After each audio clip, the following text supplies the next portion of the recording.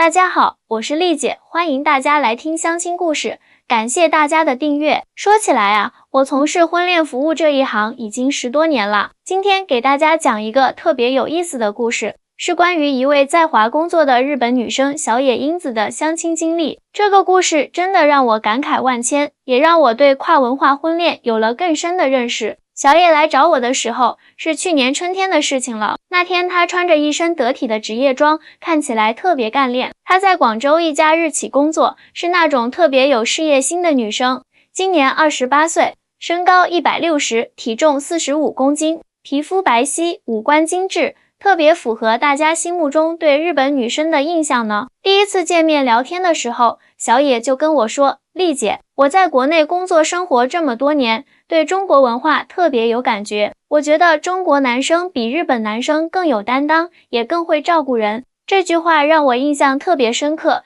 因为确实有不少日本女生都这么说。当时我就详细了解了她的择偶要求。她说想找30到45岁之间的男士，最好是事业有成、性格温和、有责任心的。特别提到了希望对方最好能接受她继续在中国发展事业。这个要求其实挺特别的，因为在传统印象里，日本女生不都是比较温婉持家型的吗？但小野给我的感觉就是那种既独立又可爱的新时代女性。我记得她还说，丽姐，我不在意对方是哪里人，但是希望他能理解我的工作，也能包容不同的文化背景。听到这里，我心里就有谱了。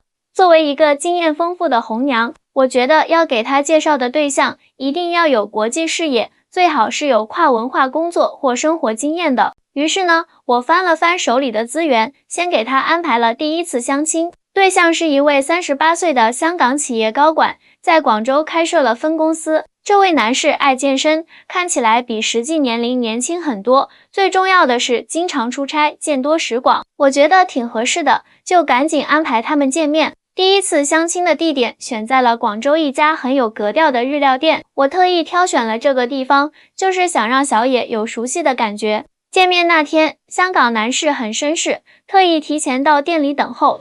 但是后来小野私下跟我说，丽姐，那位哥哥给人感觉太精明了，说话都是生意场上的腔调，让人觉得压力好大哦。这个反馈让我有点意外，但仔细想想也在情理之中。香港人做生意确实都比较雷厉风行，说话直来直去的，可能跟小野温和的性格不太搭。不过没关系，这不是还有其他合适的对象吗？在和小野进一步沟通后，我发现他其实很向往那种能把工作和生活分得很开的生活方式。他说在日本的时候，每天加班到很晚，周末还要被要求参加应酬，感觉整个人都被工作占据了。而在中国工作这些年，他慢慢学会了享受生活，也希望未来的另一半能有这种生活理念。就这样，第一次相亲结束了。虽然没有成功，但是让我对小野的择偶标准有了更清晰的认识。第二次相亲的对象是一位来自深圳的创业者，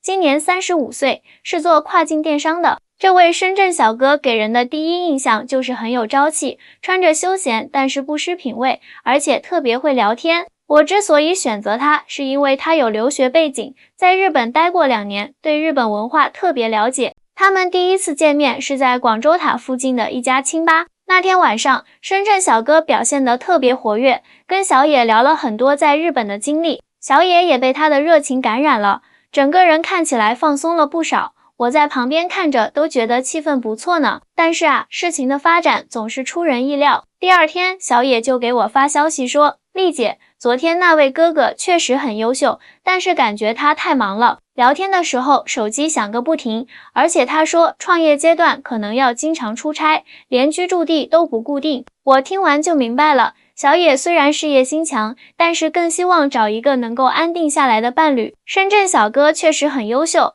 但是创业阶段确实太忙了，可能没有太多精力放在感情上。这时候小野跟我说了一句话，让我特别有感触，丽姐，我其实很羡慕那种既有事业又能平衡家庭的生活。在日本的时候，看到很多人为了工作牺牲了太多，我不想重复那样的生活。听到这里，我脑子里突然灵光一闪，我想起了一位台湾的客户，今年42岁，是一家科技公司的技术总监。他虽然年纪稍长一些，但是保养得特别好，而且生活很有规律。最重要的是，他现在的工作也在广州，平时喜欢下厨，周末还会去爬山运动，是个很会生活的人。于是我赶紧把这位台湾大叔的资料整理了一下，准备给小野看看。没想到小野一看照片就说：“哇，这位叔叔看起来好亲切哦。”我心里暗暗高兴，觉得这次应该有戏。安排他们第一次见面的时候，我特意选了一个周末的下午茶时间。台湾大叔很贴心的自己烤了一些凤梨酥带来，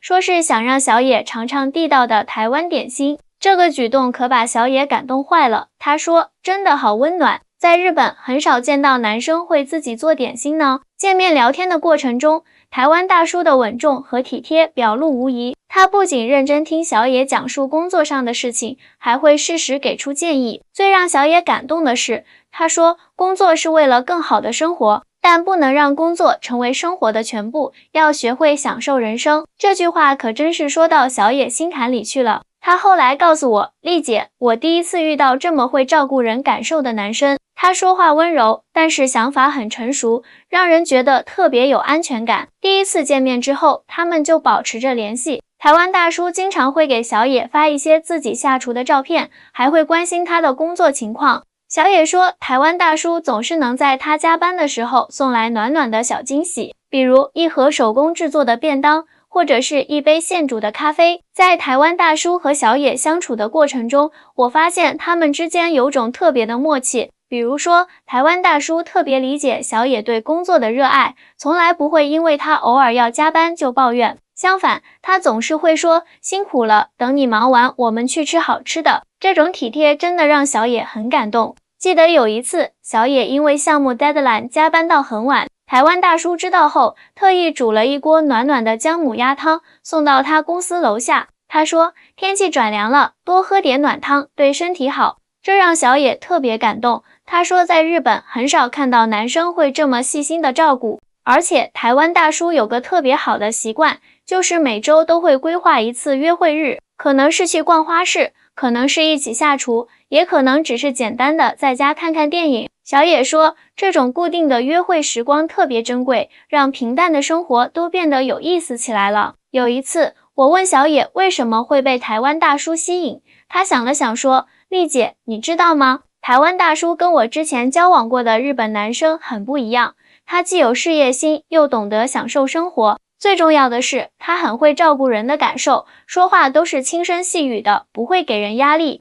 这话让我想起来了，确实很多台湾男生都有这种特质，他们温和有礼，说话带着一股暖暖的腔调，而且特别会照顾人。这可能跟台湾的生活环境有关，那边的生活节奏没有那么快，人们更懂得享受生活的乐趣。在相处过程中，台湾大叔也经常会跟小野分享一些有趣的事情，比如说他会教小野煮一些台湾特色的料理，像是三杯鸡、卤肉饭这些。小野说，每次看着他在厨房忙碌的样子，都觉得特别有魅力。还有一次，台湾大叔特意请了半天假，陪小野去看樱花。他说，虽然不及日本的樱花季热闹，但是在异国他乡看到熟悉的花朵，应该会让你觉得特别亲切吧。这种细腻的体贴真的很容易打动人心呢。慢慢的，我发现小野变得越来越开朗了。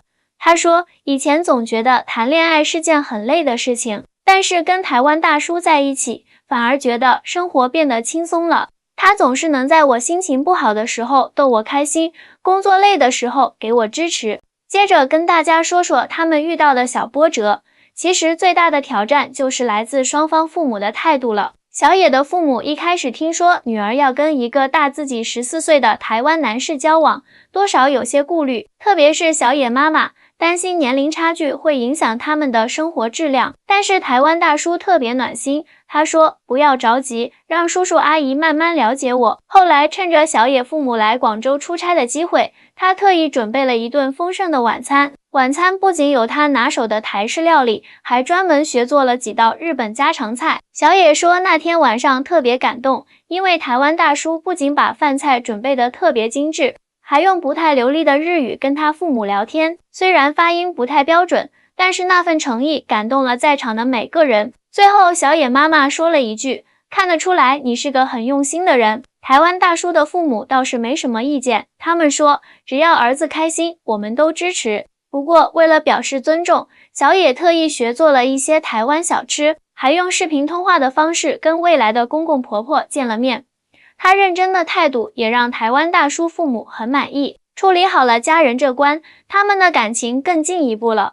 有一天，台湾大叔带着小野去了广州塔，在俯瞰整个城市的观景台上，他单膝下跪，掏出一枚戒指。他说：“虽然我比你大了一些，但是我一定会用余生好好照顾你，嫁给我好吗？”小野当场就感动得哭了。他说：“这一刻，我觉得之前的相亲经历都是为了遇见你，这场求婚大戏可把我感动坏了。果然是阅人无数的老红娘。”看到这一幕，我都忍不住抹眼泪。现在他们已经订婚了，正在筹备婚礼呢。小野告诉我：“丽姐，我终于明白为什么很多日本女生都喜欢台湾男生了。他们既保留了传统东方男性的绅士风度，又有现代都市男性的开放思维。最重要的是，他们很会照顾人的感受，让人觉得特别安心。这段姻缘让我特别有成就感。说实话，虽然我给很多人做过红娘，但是像他们这样年龄差距这么大还能修成正果的，确实不多见。但是感情这种事情真的是讲究缘分，只要两个人真心相爱，互相理解包容，年龄真的不是问题。”后来很多来相亲的女生都问我：“丽姐，能不能也给我介绍一个台湾大叔啊？”每当这时候，我都会说，缘分这种事情是强求不来的。但是我相信，只要保持一颗真诚的心，总能遇到对的人。这就是今天要跟大家分享的故事啦。希望天下有情人终成眷属，也祝愿小野和台湾大叔白头偕老，幸福美满。今天的故事就讲到这里，喜欢的朋友们记得点赞、关注，咱们下次再见。